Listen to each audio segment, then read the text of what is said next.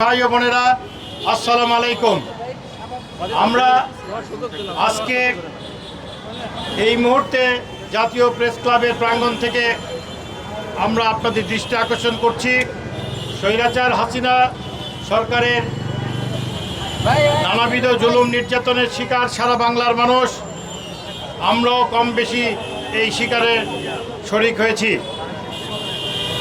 আমি আজকে এই মুহূর্তে আপনাদের দৃষ্টি আকর্ষণ করে বলতে চাই, আমরা এক সপ্তাহব্যাপী বিভিন্ন কর্মসূচি নিয়ে এই জাতীয় প্রেস ক্লাবে আমরা আমাদের বক্তব্য রাখছি। আমাদের উদ্দেশ্য একটাই, বর্তমান সরকারের কাছে আমাদের দাবি 8টি দাবি। যে 8টি দাবির বিষয়ে আপনাদেরকে কিছুক্ষণ আগে নুরতাজা ঐশী বলেছেন, আমি সেটা পুনরাবৃত্তি করছি না। শুধু এইটুকু বলতে চাই, আমাদের এই দাবিগুলো কিন্তু একেবারেই যৌক্তিক।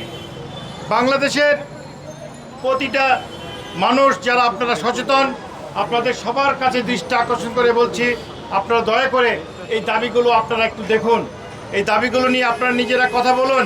বিভিন্ন রাজনৈতিক দল রয়েছেন, সংগঠন রয়েছেন, এদেশের সাংবাদিক মহল রয়েছেন। আপনারা এই 8টি দাবি আপনারা দেখুন। এখানে গরিব দুঃখী মানুষের জন্য একটি দাবি দেওয়া হয়েছে, যে ভাষানটেক পুনর্বাসন প্রকল্পটা হচ্ছে গরিব মানুষের জন্য। এখানে সরকারের কোনো টাকা লাগে না। বাংলাদেশের যত বস্তি দেখছেন, যত সাধারণ গরিব দুঃখী মানুষ দেখছেন, এই মানুষগুলোর জীবন মান উন্নয়ন করার জন্য 1997 সাল থেকেই আমি আব্দুর রহিম কাজ করে আসছি, আমার নিজস্ব টাকা দিয়ে, আমার প্রতিষ্ঠানের টাকা দিয়ে। এবং একটি পাইলট প্রকল্প বাংলার মাটিতে আমরা 2003 সালে কাজ শুরু করেছিলাম, সেটাও ছিল ভাষানটেক এলাকাতে। এখানে 15,000 পরিবারের জন্য পুনর্বাসন স্কিম করা হয়েছিল। সরকারের কোনো টাকা লাগছে না, কিন্তু আমাদের বিগত দিনে যত সরকার আসছেন, আওয়ামী লীগ সহ, তারা প্রত্যেকে এই প্রকল্পটাকে বাধাগ্রস্ত করেছে। এই সমস্যার সমাধান হয়ে যাক, কোনো সরকারই চায় না। তাই আমি বর্তমান সরকারকে বলবো, আপনার সরকার বাংলার মানুষের জন্য অল্প সময় অনেক কাজ করতে হবে।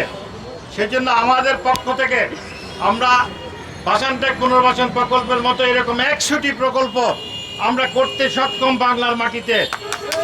তাতে সরকারের যেহেতু টাকা লাগবে না, তাহলে আমরা আশা করব এই 1 মিলিয়ন ফ্ল্যাট, 10 লক্ষ ফ্ল্যাট বস্তিবাসী এবং নিম্নবিত্ত মানুষের জন্য আমরা করে দিতে পারবো।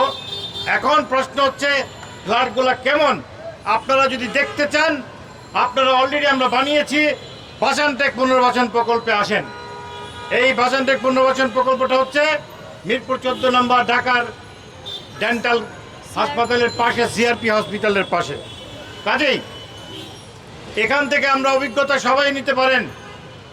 আমাদের সময় নষ্ট করার সুযোগ নাই, আমাদেরকে কাজ করতে হবে। এই সরকারকে টিকিয়ে রাখতে হবে। এই সরকার আমাদের অনেক পরিশ্রমের, অনেক আত্মত্যাগের সরকার। এই সরকারকে আমরা লক্ষ্য করছি ইদানিংকালে বিভিন্নভাবে অনেকেই অনেক কিছু বলে, অনেক কিছু করে তাদেরকে ব্যস্ত রাখতেছেন অন্য অন্য কাজে। অথচ এই সরকারের ঘাড়ে একটা বড় দায়িত্ব, এই 18 কোটি মানুষের মুখে হাসি ফোটানো।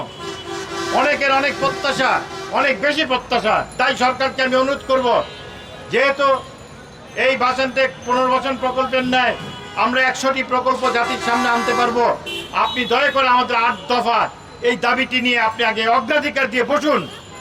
এলোমেলো অনেকের সাথে বসে আপনার কিন্তু কোনো ফায়দা হবে না। দেশের মানুষকে আপনি তেমন কিছু দিতে পারবেন না। পরীক্ষিত যারা এই দেশের জন্য সংগ্রাম করেছে, যারা রক্ত দিয়েছে বিগত 15 বছরে, 18 বছরে, আপনি তাদের তালিকা খুঁজুন, তাদেরকে জানুন, তাদের ইতিহাস নেন, তারপরে তাদের সাথে বসেন। আওয়ামী লীগের যথেষ্ট পরিমাণ গুন্ডা পান্ডা এবং তাদের সাহায্যকারী দালালেরও কোনো অভাব নাই। এই সমাজে এই সকল দালালদেরকে পরিহার করুন। চিনবেন কিভাবে?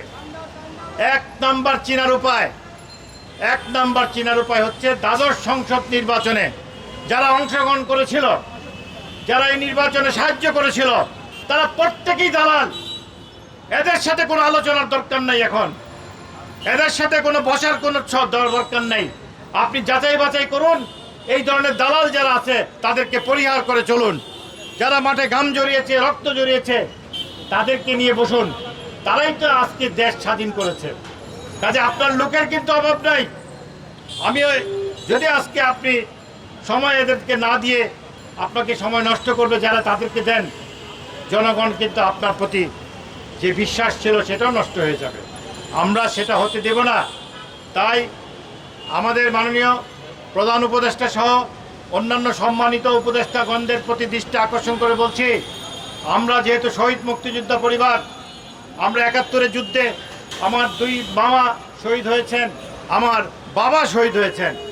আমরা দ্বিতীয় মুক্তিযুদ্ধ যেটা আমাদের ছাত্র জনতা করলেন, সেই যুদ্ধের প্রথম থেকে আমার পরিবার সবাই আমরা জড়িত ছিলাম। আমরা কথা বলেছি, আমরা রাজপথে লড়াই করেছি।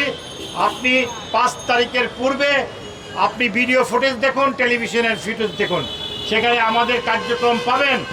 আমরা আমাদের ঘরের ভিতরের পরম আত্মীয় জেনারেল ইব্রাহিম সাহেব, ওনাকে পর্যন্ত আমরা বয়কট করেছিলাম এবং আমরা করেছি। আমরা তারও শাস্তি দাবি করেছি। তার মতো যারা ভুল করেছে, অন্যায় করেছে, তাদেরকেও আমরা শাস্তি চাচ্ছি। কাজে আপনাদেরকে বলতে চাই, আপনারা যারা আজকে উপদেষ্টা পরিষদে আছেন, দয়া করে আপনারা আমাদের এই 8 দফা ভালোভাবে দেখুন, আমাদেরকে ডাকুন, একসাথে বসি, কথা বলি। আমরা কালকে থেকে কাজ শুরু করতে পারবো ইনশাল্লাহ। সবাইকে ধন্যবাদ জানিয়ে আমি আমার বক্তব্য এখানে শেষ করছি। আসসালামু আলাইকুম ওয়া রাহমাতুল্লাহি ওয়া বারাকাতুহু।